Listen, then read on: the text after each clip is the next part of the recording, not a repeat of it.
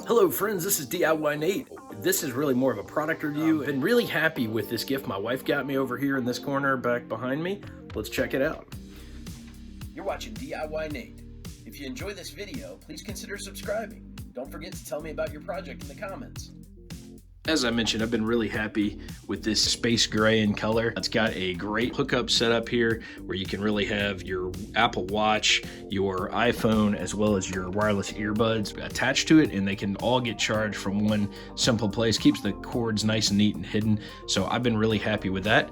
Additionally, over here on this side, we've got my wired charging station, and this is the Pallet wood version of my charging station. It's got some pretty cool features. On this part, it's got a little stand where you can set your phone on the top and it comes in. I've got a little Velcro piece up top there as well where the wires are coming out. So if you want to learn more about how to make this particular Pallet project, or if you're interested in buying this charging station, I'll leave links in the description below to the video for the build it yourself version or the one you want to purchase. So I'm happy with both. We actually use this in my living room where my kids can set their tablets and charge them, and we can plug our phones in while we're watching TV at night before bed.